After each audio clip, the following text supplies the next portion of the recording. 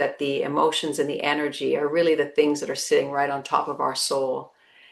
And so to make space, to check in with your emotional body, just as you'd have a friend who you'd want to say, how are you feeling? And you'd want them to really be there to listen, and to hear you. And so we need to be that friend to ourselves.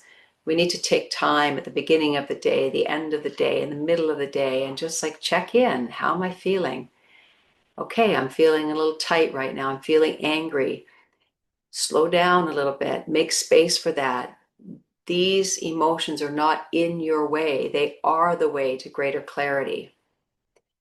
But it takes, first of all, a desire to actually really know ourselves in our entirety.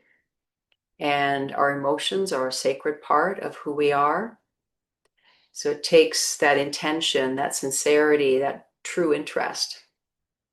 Not because we are our emotions, but because if we are not acknowledging our emotions, it's very likely that we are using our life force to suppress them, and they're preventing us from really accessing the clarity of our deepest self, which is here to guide us day after day, minute after minute, second after second. To me, it's been the most powerful thing. It's been my practice, my spiritual practice, is this quite a focus on being aware of emotions and tending to them and learning to create more space for them.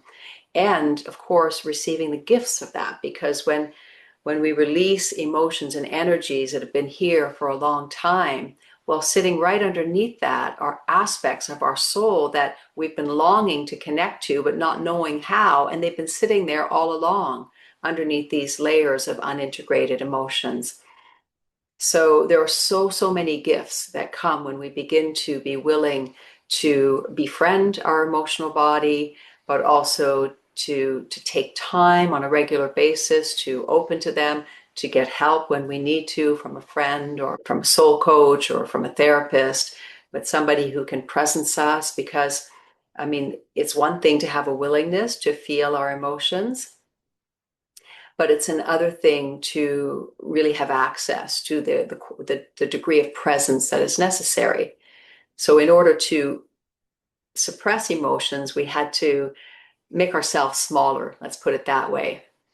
And so when we start bringing awareness to our emotional being or bringing openness to it, sometimes there's so many patterns that we have to avoid that it takes someone else who has that capacity to presence us and to see our light, to see our deepest self, to see our deepest heart, to reflect that back to us. And then we begin to remember how to do that ourselves. And then, of course, we can then do it for others.